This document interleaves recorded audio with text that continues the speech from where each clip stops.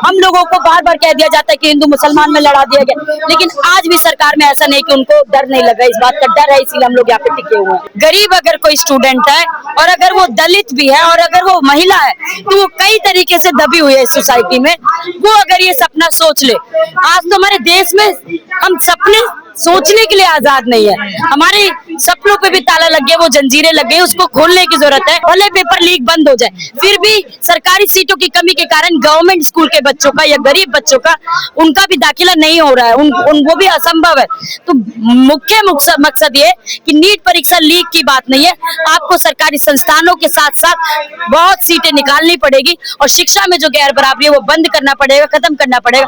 क्यों नहीं कोई गाँव का दलित पढ़ने में तेज हो सकता है? क्योंकि उसको वो संसाधन नहीं मिल रहा है, उसको वो स्कूल नहीं मिल रहा है, उसको वो माहौल नहीं मिल रहा है। तो इन्हीं सब कारणों से वो आगे नहीं बढ़ पा रहा है, पढ़ाई नहीं कर पा रहा है, शहर की तरफ पलायन कर रहे हैं कि नौकरी मिल जाएगी, लेकिन नौकरी भी पूरी नहीं मिल रही। इतना देश महान है कि हमारे देश से मंगल ग्रह पे जाने की सोच हो रही है, वैज्ञानिक रिसर्च कर रहे हैं, लेकिन गटर में मरने के लिए आज भी देश में हमारे मजदूर आजाद है, दलित आजाद है, गरीब आजाद है। ये देश महान है। अरे कि कुछ भी कह लो यहाँ पे कि उनको अपनी मेहनत का पूरा मेहनताना नहीं मिल रहा है, इसको बोलते हैं दहशतगर्द। इसको बोलते कि मजदूर जिस सड़क पे खड़े हैं उस सड़क को किसी ने गर्मी में धूप में बनाया होगा, उसको पूरा वेतन नहीं मिलता है, किसी एक गरीब के बच्चे को पूरी शिक्षा नहीं मिल रही, इसको बोलते हैं दहशतगर्द। कि तुमने आतंक बना रखा है कि यहाँ पे गरीब का बच्चा सरकारी स्कूल में जा रहा है, अमीर का बच्चा किसी प्राइवेट स्कूल में जा रहा है। मैं ये बार बार कह रही हूँ कि नीट परीक्षा अगर लीक होना बंद भी हो जाए तो भी फायदा अमीरों का ही होगा।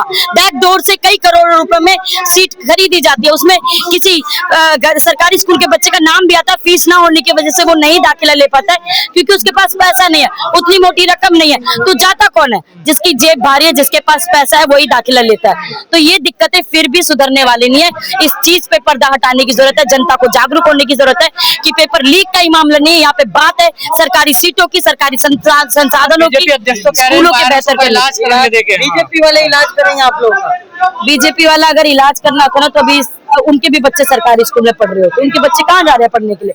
वो तो विदेशों में पढ़ने चले जाते हैं, या देश में बड़े बड़े पब्लिक स्कूल होते हैं लाखों लाखों की। अरे किसी मजदूर से जाके पूछो, यहाँ से 10 मजदूरों से पूछिए उनका वेतन कितना, घर का किराया कितना, कितना उनका खाने का खर्चा, कितने बच्चे परिवार में, पानी का बिजली का सारा खर्चा पूछिए। 1 लाख क्या कमा पाएगा महीने में? वो 1 लाख तो वेतन ही नहीं है मजदूर का, तो वो अपने बच्चे को कैसे प्राइवेट स्कूल में अच्छे अच्छे कोचिंग सेंटर में देगा? नहीं दे पाएगा। जाता तो अमीर का ही बच्चा है ना जो लाखों रुपए की फीस देता है, वहाँ पे अपने आप को बचपन से लेके अगर आप देखोगे केजी से लेके 12वीं तक एक बच्चे का निर्माण किया जाता है, पैसों के माध्यम से शिक्षा बेची जाती है, और प्राइवेट स्कूल में वही बच्चा जाता है जिसके पास मोटा क्या लग रहा है आपको? 10 दिन से ज्यादा होने वाला है, आप लोग क्या सरकार तो सुनी नहीं रही? देखिए ऐसा नहीं है कि कुछ फर्क नहीं पड़ रहा है, ऐसा नहीं है कुछ फर्क नहीं पड़ रहा, इस तरीके की बयानबाजी आ रही है तो इसका मतलब है कि उनको डर है, उनको डर है हमारी एकता का, उनको डर है कि यहाँ पे युवा इकट्ठा हो गया, छात्र इकट्ठा हो गया, उनको डर है कि यहाँ पे मजदूरों के साथ साथ महिलाएं भी इकट्ठे हो रहे हैं, बच्चे भी इकट्ठे हो रहे हैं। वो सब सवाल कर रहे हैं कि अभी तक आप कह रहे हो कि हमारा देश बहुत महान है, कैसे देश महान है जहाँ पे पीएचडी धारक एक चपरासी की नौकरी के लिए अप्लाई कर रहा है, सीटें नहीं है, सरकारी संस्थानों में नौकरियां नहीं निकल रही है। इस देश को आप महान कह रहे हैं, एक इतना देश महान है कि हमारे देश से मंगल ग्रह पे जाने की सोच हो रही है, वैज्ञानिक रिसर्च कर रहे हैं, लेकिन गटर में मरने के लिए आज भी देश में हमारे मजदूर आजाद है, दलित आजाद है, गरीब आजाद है।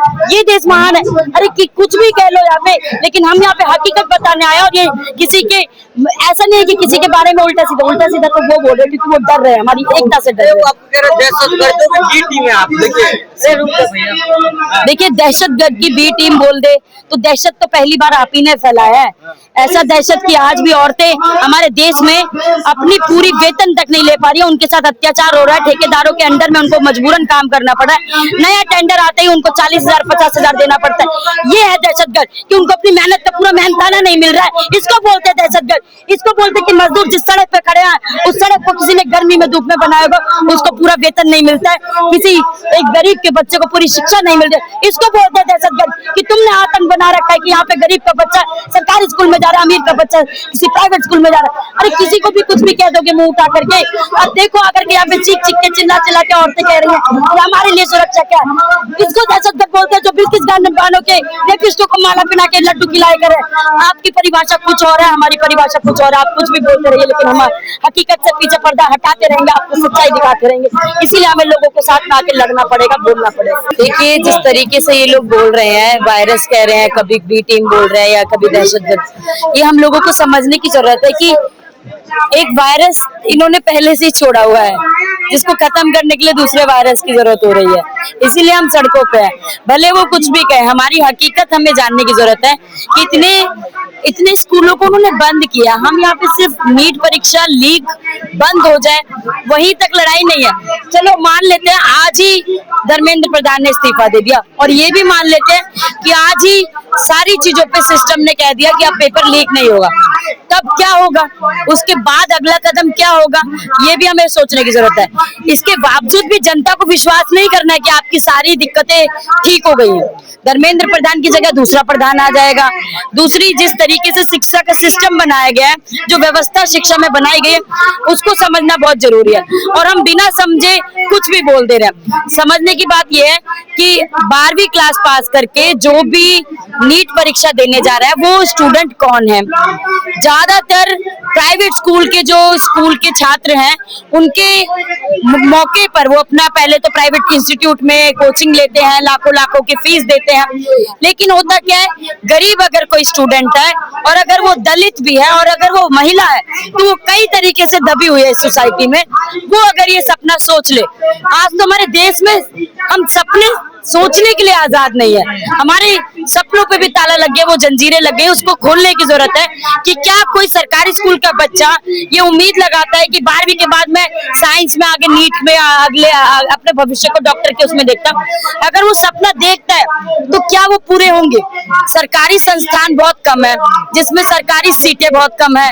अगर कोई मेधावी का छात्र, अगर कोई मेहनती बच्चा, मान लो जी तोड़ उसने रिश्तेदारों से नाता नहीं रखा, उसने किसी त्योहार से नाता नहीं रखा, उसने दोस्तों से नाता नहीं रखा, वो किताबों से ही नाता रख रहा है और लगातार पढ़ रहा है, और उसने मान लो नीट परीक्षा पास कर ली हो, कोई सरकारी गरीब स्कूल का बच्चा हो, अगर उसने पास कर ली तो क्या उसके कितने नंबर आएंगे ये तय करेगा कट ऑफ कितनी आ रही है।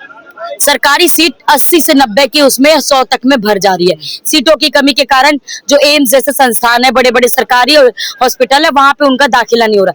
फिर अगर नाम भी आ जाता है तो वो प्राइवेट इंस्टीट्यूट की तरफ भागेगा कि चलो मैं गवर्नमेंट में नहीं ले पाया तो प्राइवेट में ले लूं।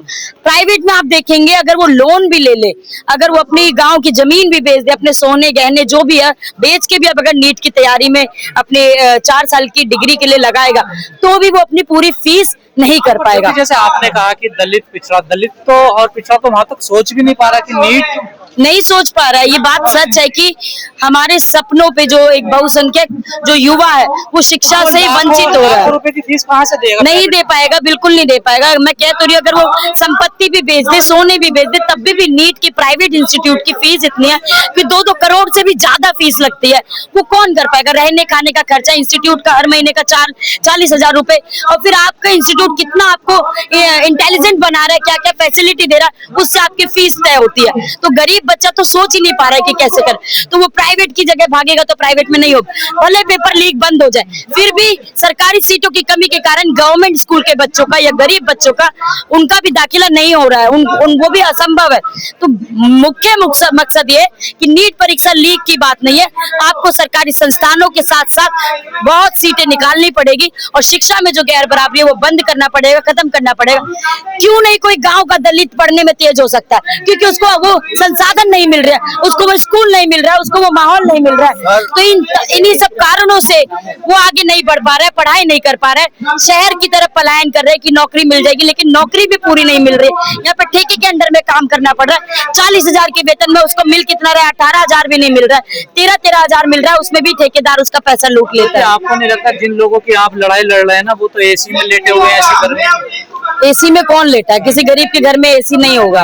गरीबों की बात यहाँ लेकर गरीब का बच्चा नीट का पेपर नहीं दे रहा है, बिल्कुल नहीं दे रहा है। देखिए, हमारा महत्वपूर्ण मुद्दा बहुत इम्पोर्टेंट है कि हम यहाँ पे आए हैं इस चीज पे। अब सरकार को ये नजर नहीं आ रहा है तो ये हमें समझना पड़ेगा और पब्लिक को भी समझना पड़ेगा कि आप बोलते कि कुछ नहीं होगा। आने से अगर शिक्षा में, लड़ाई में औरतों का अगर योगदान है, पुराने संघर्षों से हमें औरतों को पढ़ाई मिली है। अगर वो संघर्ष ना कर रही होती तो आज हम भी पढ़ के नहीं बोल रहे होते। आप लोगों को अपने एकता पे विश्वास करना पड़ेगा, बार बार आना पड़ेगा।